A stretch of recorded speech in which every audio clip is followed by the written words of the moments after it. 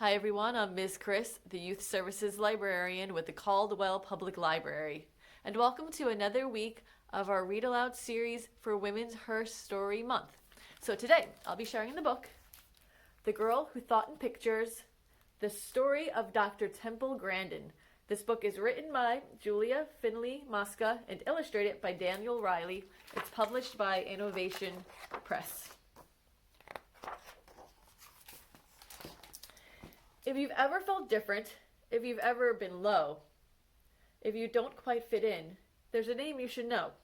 Temple Grandin's that name. In her tale you'll find glory. So get ready, get set for this cowgirl's true story. In the city of Boston, on one hot summer day, a sweet baby was born. It was Temple. Hooray! Unique from the start, an unusual girl, she loved spinning in circles and watching things twirl. But some things she hated, like certain loud sounds or bright crowded places, large cities and towns. Frilly dresses with tags made her itch, pull, and tug. Something else that she hated, a big squeezy hug. A shy loner, this Temple, but when she got mad, when her feelings of stress and frustration got bad, quite a tantrum she'd throw. Kick, holler, bang, shriek. Yet still by age 3, not one word did she speak. She'll never be normal, was what some did say. Her brain's not quite right. You must send her away. Away? Not my Temple, her mother proclaimed. We will figure this out. You should all be ashamed. Then little by little, though sometimes she balked, special teachers helped Temple, and one day she talked.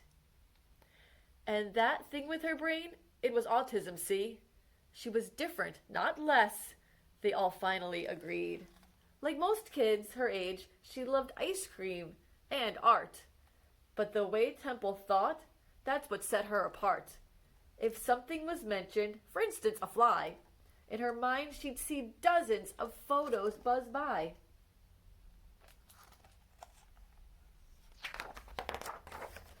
When the time came for school, let's just say that was hard. Kids taunted and chased her all over the yard. How crazy they picked on poor Temple, how crazy it drove her. They teased her for saying things over and over and over and over and over. Until finally, she snapped. Yes, she did. Lost her cool. Threw a book at a kid and was kicked out of school. No one really got Temple, but well, then again, the truth of it was, Temple didn't get them. You need time away, said her mom. That's what's best. You'll go visit your aunt on a ranch way out west. And guess what? Fitting in on a farm was less stress, since the pigs didn't care if her hair was a mess. Quite a sweet spot she had for the cows in their herds, such big, gentle beasts who knew nothing of words. And she watched her new friends. A thought popped in her head. These cows think like me, in pictures instead.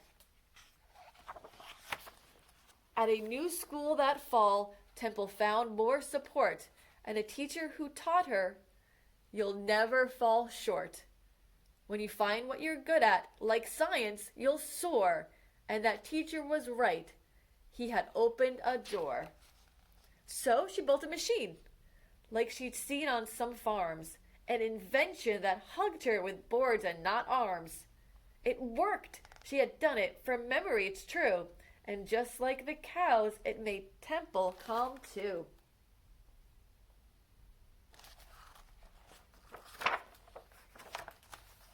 I'm special, she thought, like a bright shooting star. My attention to details could help me go far. Through her studies, she learned there were farms not so kind. I will help them, she said. Some solutions she'd find. And then something cool. Can you guess? Could it be? Off to college she went. A degree? She earned 3. And though ladies weren't experts on farms at that time, do you think that stopped Temple? No way. She did fine. She stepped through that door and went forward, no tears. She looked on the world, but at times she had fears. Because some things were scary, like people she'd meet who would ignore her ideas and, well, wouldn't be sweet. But she never gave up, learned her stuff through and through. Like why cattle will circle and what makes them moo. To build better farms was her goal. She would do it. Be kind to our creatures. They have feelings. She knew it. And slowly but surely, she changed many minds until farm after farm built her awesome designs. Word spread about Temple. Her feet's not so small. Temple Grandin, she's grand. She's the grandest of all. Now for these things and more, she won honors and prizes. And a movie was made. But the biggest surprise is the girl with the future that couldn't be bleaker.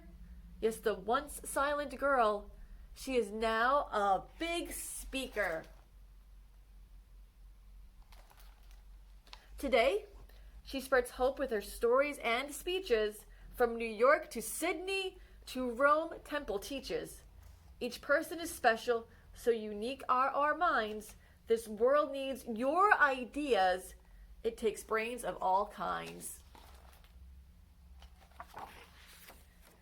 So here's the lesson. Feeling odd or offbeat? Being different might just be what makes you so neat. Don't let doubt hold you back. Not for 1 minute more. Stand tall and like Temple, march right through that door. So here is a letter to the reader from Temple. And she writes, Dear reader, as a child, I was really glad that my mother always encouraged my ability in art. I encourage you to find something you are good at and to work on developing it. If you are interested in becoming a scientist like me, find cool new ways to look at things such as microscopes and telescopes. Explore nature. Think up your own hands-on science experiments. Keep learning, especially from your mistakes. Temple Grandin. And then back here it says fun facts and tidbits from the author's chat with Temple. So I thought this was interesting because we're doing this for Women's HerStory Month. It says, a woman in a man's world. Ask Temple about working on farms as an animal scientist in the 1970s, and the answer might surprise you. She answered, that was worse than the autism was.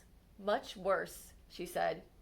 Even with all the obstacles she faced as a child and a teen, Temple said her greatest challenge in life was being a woman in a man's world. That was not easy. She added that during that time, the only women working in Arizona feedlots were secretaries in the office. So, what kept Temple going when the odds seemed stacked against her? I wanted to prove to people that I was not stupid, that I could do it, and that motivated me. So this book, again, was The Girl Who Thought in Pictures, the story of Dr. Temple Grandin. Thanks for listening. Enjoy the rest of your day.